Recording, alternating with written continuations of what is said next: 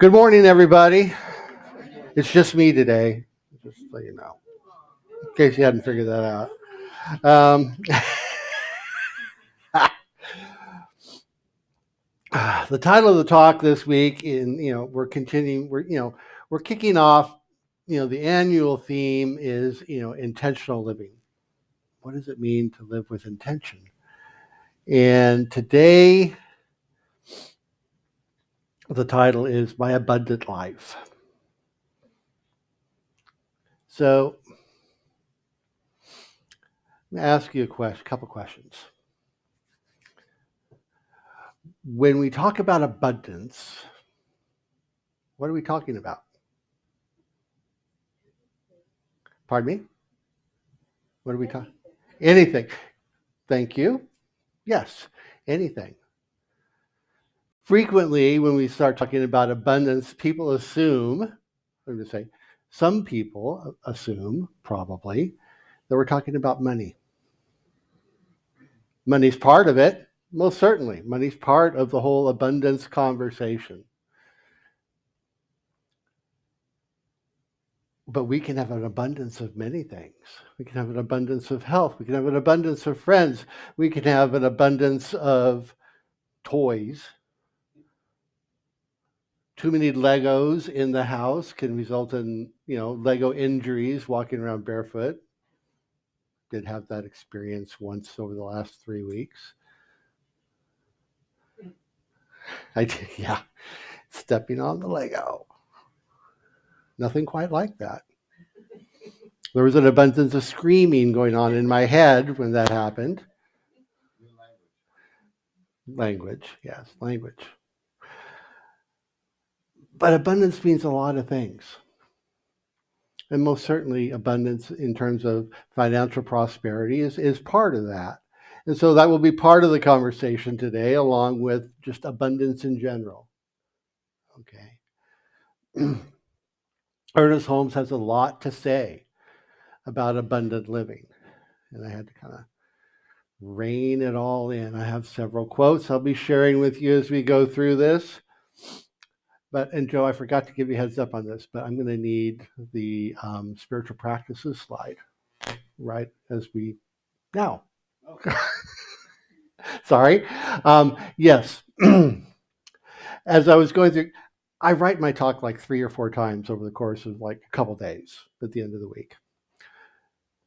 And typically, this is a slide we save for the end. However, I want to start with it. I want to start with this because this is really the whole message today is built around these 5 points. And so I want to roll through them real quickly before I dive in, just to kind of set the stage a bit. This is from the Basic Ideas of Science of Mind, the book of the month. And this is in the chapter on wealth, I believe. Anyway, 1, recognize the truth that the universal abundance surrounds you.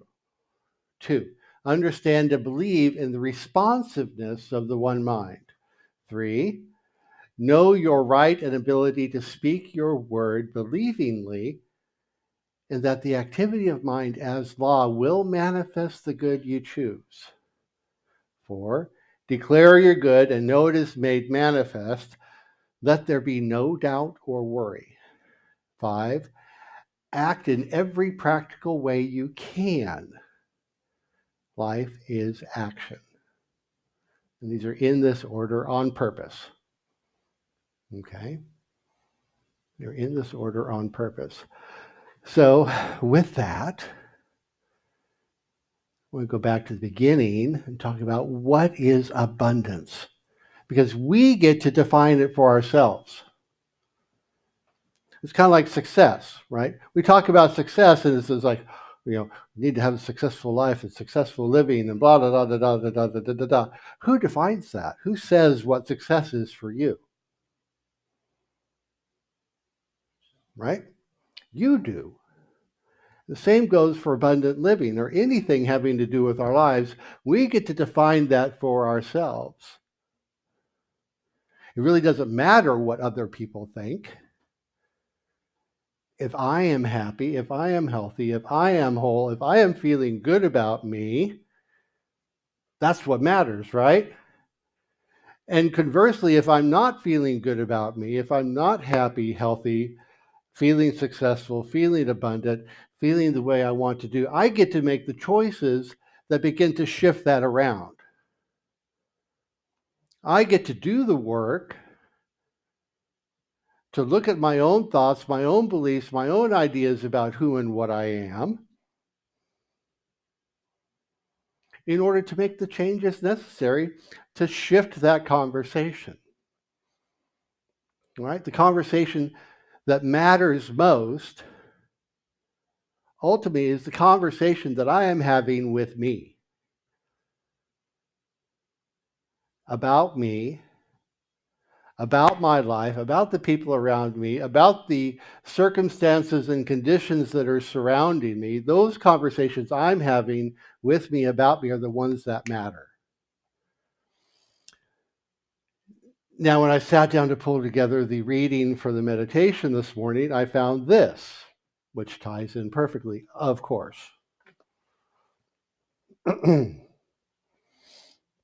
Bear with me, it's going to take a minute. It's from the collected writings on the Science of Mind by Ernest Holmes. Lessons on prosperity and mental control of conditions are sometimes dangerous because of the misunderstanding of this subject.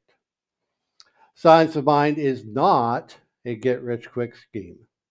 We do not teach that you can get what you want. What? Bear with me. If we could all get what we want, it might be disastrous. For it is certain that most of us would want things that may interfere with the well-being of somebody else. Consequently, this science of mind does not promise something for nothing. It does, however, tell us that if we comply with the law complies with us. Because, here's the kicker. What we demonstrate today, tomorrow, and the next day is not as important as the tendency which our own thought is taking. The tendency which our own thought is taking. The dominant attitude of our mind is what matters.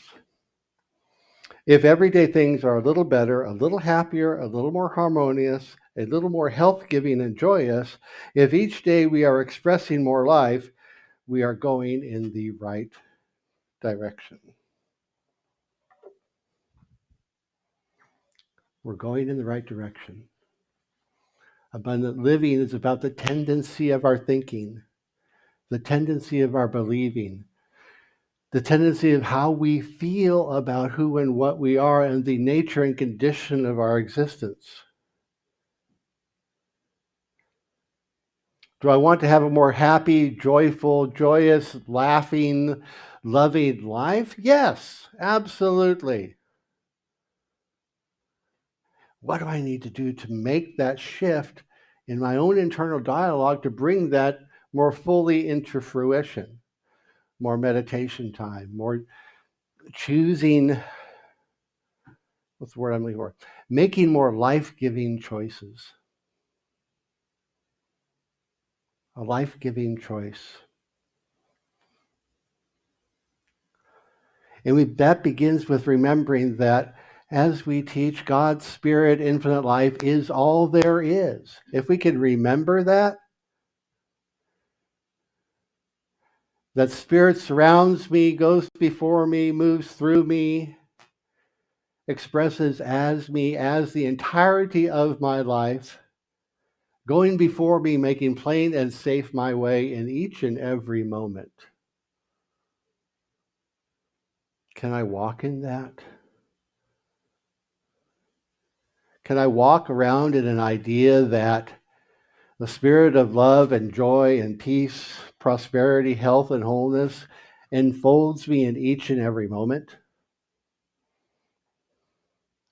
Ernest Holmes writes that we are to remind ourselves that spirit surrounds you. Spirit surrounds you. and is unlimited and is the source of all things. Also, that it is always becoming something in your experience. And that something is decided by who? By you.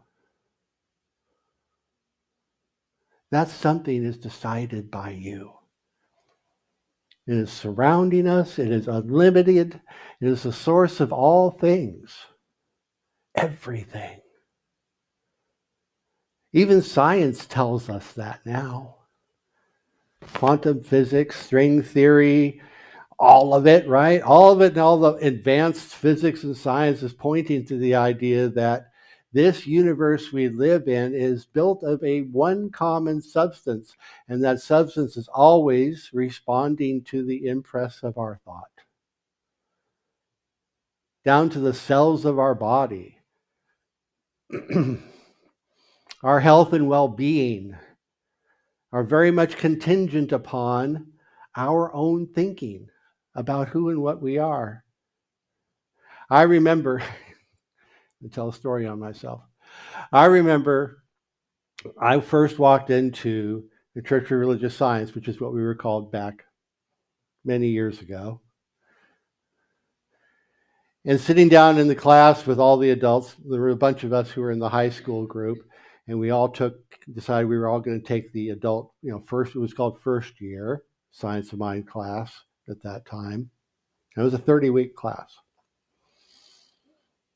3 10-week sessions. Anyway, and so I'm listening, we're all, we've got the Science of Mind textbook and we're reading through it and we're learning stuff. And we're learning about how thoughts are things and how our thought creates this and our thought creates that and what we believe and all the things. And one day I woke up and I was supposed to be going to school. Really didn't want to go to school that day. Not sure what was going on. I really didn't want to go. And so I decided that I was going to make that, thoughts are things, right? So I decided I was going to make myself sick.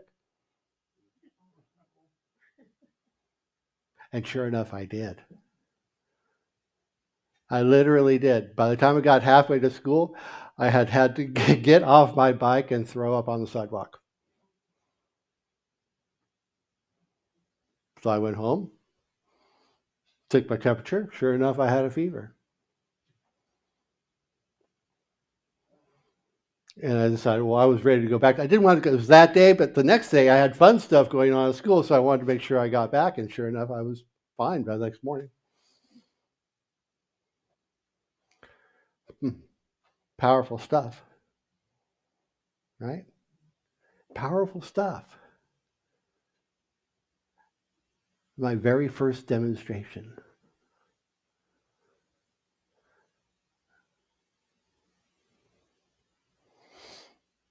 It's a powerful thing, the mind, our consciousness. And it drives everything in our lives. It drives all of our experience. I had my 13-year-old with me for the last 3 weeks, and I bought a copy of Illusions by Richard Bach for him. His first spiritual book. I didn't tell him it was a spiritual book, because that wouldn't have been cool. But I bought it for him. I said, and he read the bulk of it while he was here. He had like one chapter left. And we sat and we talked about it. And he was very excited about what he was reading. He was very excited about the idea that he had agency over his life. That the power of his thought and the power of his belief could drive his own experience. And I saw, as we talked about it, the light in his eyes pop as all the little lights went on and all the little connections went on about his ideas and his thoughts about the power of his own belief and the power of his own thinking.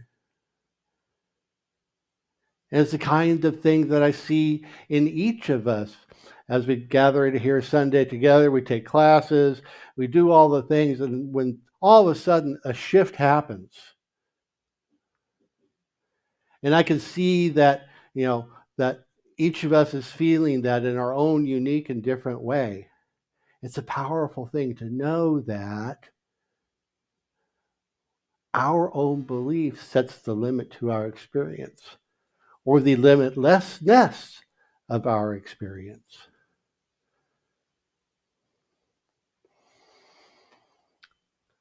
The universe as law is always saying yes to us. The law of cause and effect, right? Karma, if you will. Ernest Holmes says that our big task is to understand the activity of mind and our creative use of it. Believe in it, declare into it, and accept the answer. Know that your order has been received and is being filled. Right?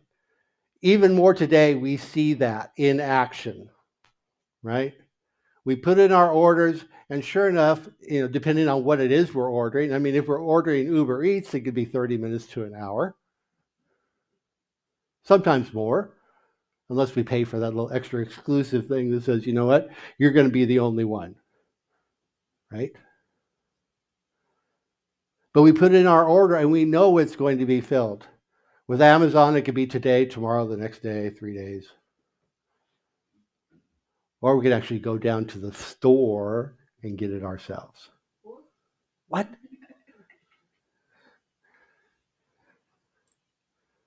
We can do that. We can put the order in. And the universe has that same behavior. It says yes to what? The dominant tendency of our thinking.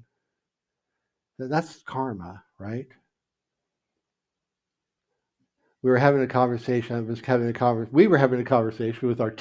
10-year-old this week. And she was talking about karma. And you could tell the way she was using it, it was just this negative thing. It was this, it's like, karma got me. And we're like, what? Well, karma got me. And she was very insistent about it. And she was talking to Katie about it. And I texted Katie, I said, remind her that karma is not just a bad thing. And so Katie ended up having this whole conversation with Megan saying, hey, it's not just a bad thing. It can be a good thing too. When we do good stuff happens, right? When we do good stuff out in the world, then good stuff happens for us.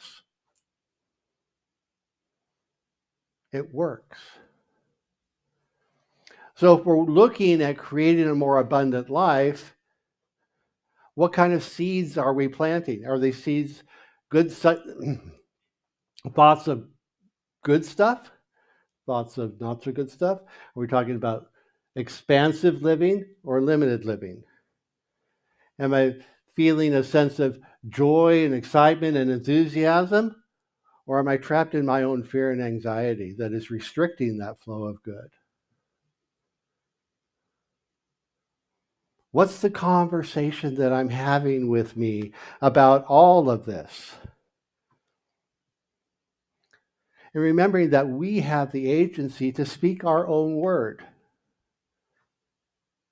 to speak those life-affirming words into our own life, into and about ourselves. We get to tell our own story about who and what we are. So what kind of story are you going to choose to tell about you? And what can I do to shift that conversation that I'm having? How intentional can I be about building myself up?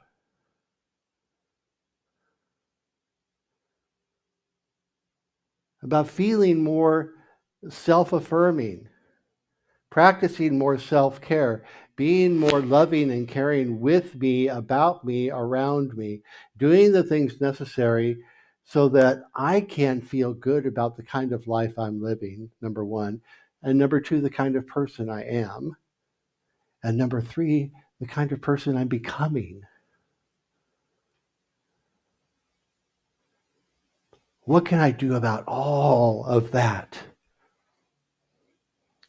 And I begin with the inner dialogue. And how do I shift the inner dialogue? I shift that dialogue in prayer, in meditation, in journaling, in study, in practice, all of these things around my own spiritual way of being and behaving. So much so that it just becomes instinct.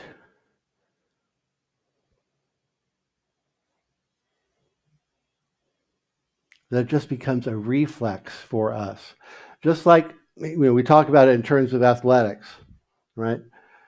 For me, it was golf and it was martial arts. I haven't played golf in years, but I know because of all the practice I did for a very long time, literally millions of practice balls on the range, that I could go out and I could go play a round of golf and have fun today. It wouldn't be great. It wouldn't be the kind of round that I was playing at my peak when I was like a 2 handicap or something like that. But I know I could go have fun. I could go have a good time. Maybe even, I'm probably low 90s, probably. Maybe even sub 90. We'll see. Maybe one of these days. But it's that muscle memory, right? Well, same principle applies to our spiritual practice. We spend the time in meditation. We spend the time in prayer. We do the things, saying the affirmations.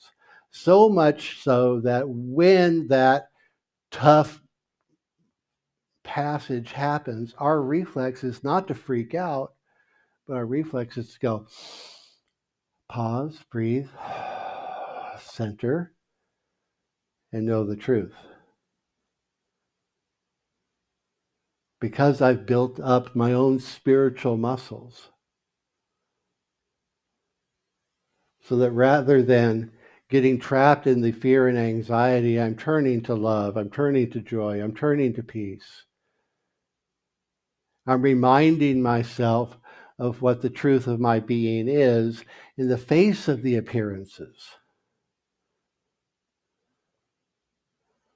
Emma Curtis Hopkins tells it in one of my favorite Emma Curtis Hopkins quotes is that we look the fact in the face, negative fact, right? We look the fact in the face and tell the truth.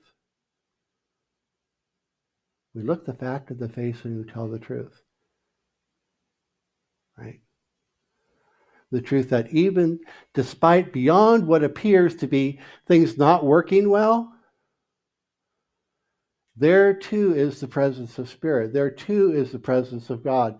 That in some odd, maybe way that I don't understand yet, the activity of God is right there. And if I just pause long enough, maybe the truth will reveal itself for me, to me. Ernest goes on to say, reminding us of these couple little phrases to help us in these times. He says, I am prospered because I believe in my prosperity. And we can use that phrase for anything, right?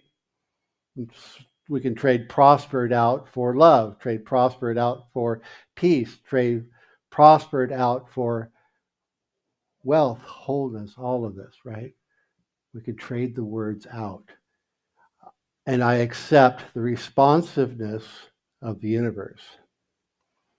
And that responsiveness is the universe saying, okay, yes, yes.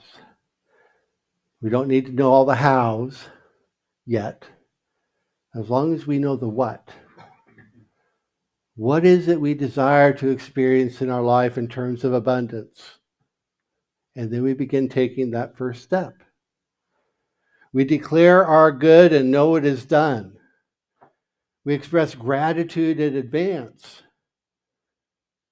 knowing that the activity of Spirit is always going on, always happening, always moving for our good. And we bless our good. right? When prosperity comes into our life, when health comes into our life, when wholeness comes into our lives, we're grateful for it. We acknowledge it. Even to the point with like when we're paying the bills, right? When we pay the bills, be grateful because we have received something for that, right? I'm paying a bill because I have received something good in my life. A service has happened for me. Something has come to me, has been done for me. And I can be grateful for that as I'm paying the bill. And I can be grateful for the money that I have to be able to pay that bill. All of it. I know that's that one. I have better days and not so better days with that one. But it works. Gratitude works in all of this because we have to participate. Gratitude is the way we participate. We participate by taking that first step with faith, saying, this is the direction I'm going. This is the vision I have for my life. And this is the first step I see to be able to take in that direction. When I decided to go to ministerial school, way back when dinosaurs still roamed the earth, when I decided to go to school, it had been so long since I'd taken a class, I had to go all the way back to Science of Mind 1. Because it had been that long since I'd taken a course. So I started all the way back at the beginning, which was, at first I kind of fought it. I kind of went, man, really? Really? And they're like, yeah. I said, okay. And it was good. It was a blessing for me because I got to go back and look at it from a new point of view. From a point of view that said, you know what, I've been through this once and I'm going to look at this. I decided to look at it, and I was encouraged to look at it by a mentor with fresh eyes, as if I'd never seen it before. To look at it differently because I had changed. We change each and every day. We learn, we grow, we expand. All of this works for us by working through us and working around us to draw to us the people, places, and things, all the resources that we need to enact and embrace the vision we have intentionally created for ourselves. We set the intention that says, this is where I'm going. This is the kind of life I see for myself. This is the way I want to feel. And I begin nurturing and developing all of that within myself. And sure enough, the steps show up for us and we act. We act. We take that first step. And then every step after that will reveal itself, leading us to the kind of abundant life that we want to live for ourselves, which brings us all the way back to our spiritual practice for this week. Those 5 concepts, let's sit with these, be with these, practice these, apply these to our lives this week and every week after that. These are keys to help us bring into manifestation, into our experience, the intention that we set for ourselves, for the way we want to live. The good 5 principles that we can take into our daily life each and every day, each and every week. So I invite you to embrace all that for yourself this week. So now, your turn. Questions, comments, thoughts, ideas on what we have covered this morning. Anybody?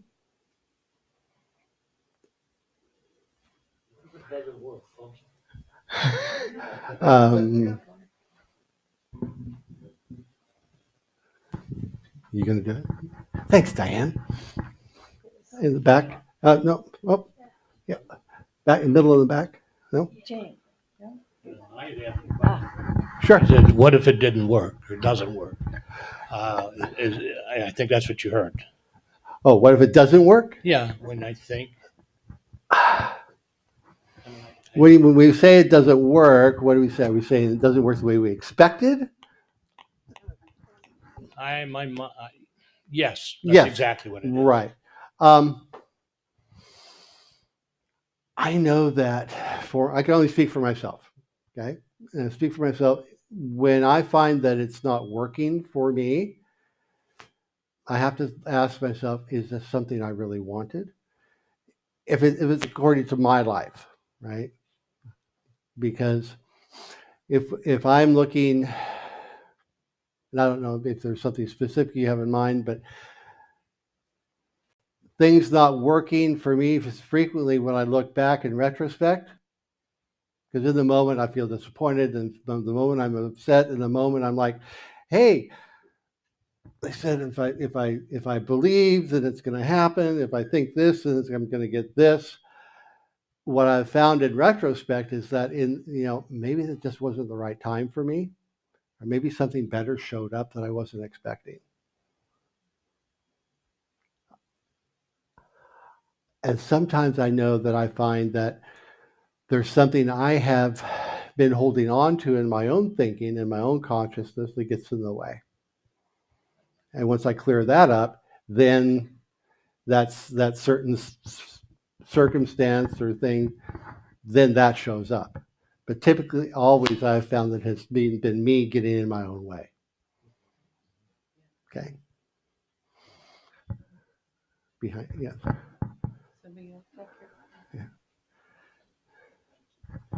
What's the difference between a spiritual life and a religious life? Ooh. Spiritual life and religious life. I go back to a definition I heard a long time ago, is that religion is what man has said, is what human beings have said about God. A spiritual life is more about me learning to listen to what spirit or my higher power has to say about life in general. And whether religion has doctrine and dogma tied to it, whereas spirituality is much more open and broad in terms of scope. Spirituality is the way I approach the divine, my higher power. Religion is the structure around it. I hope that answered the question for you. Sure. Yeah, go ahead. So with that in mind, someone who says they're a pagan or a naturalist or a Native American who believe in nature, would that be considered spiritual? Yeah. Yes. Yeah. And all of that is welcome here. Absolutely all of it. Yes, ma'am. Yes. Any Victoria? I was thinking that sometimes you think you want something. I've seen this in my own life. I want this. And then when I realize what it really entails to have this, I don't want it. I mean, I want the end result, but I don't want to do all the stuff. And Spirit already knows that, that you don't really want to do this. I'm lazy. And it's okay to be lazy, So I think sometimes if you can really crystallize, this is something that you absolutely embody, that you want with all your being. And then you can set your goals and do it. But do you really want it? Or do you want just the fluff? Right. So that's my. I want to address an answer to the question, what if it doesn't work? That was really valuable to me. It was in my first year of study at the Los Angeles Church with Dr. David Walker. And I asked the same question. I'm doing my meditations. I'm writing my treatments. I'm doing what I'm supposed to do, and I'm not seeing the results. And he said, if you could open up the top of your mind and pull out a printout of every thought that you've had throughout your day and throughout your life, you would understand why you're getting the results that you're getting. And it's really looking at that. Do I deserve? Is it my sinful lifestyle that I grew up with, with the judgment of the teachings of my church? What's going on with every single thought? Because we get the sum of the total result of our thoughts. And so that was a very valuable answer for me. Oh, wonderful. All right. Thank you. All right. Anybody else? Yes, Dave. I find that when those things happen that are not quite what I had in mind, when I'm disappointed or hurt, or I realize the opportunity is I get to choose how I react to it. And that's a whole nother ballgame. That I learned that in a class we did here um, in the science of mind study. And it makes a world of difference because it's not the end, it's the next step. Right. So All right. Thank you. Thank you, everybody.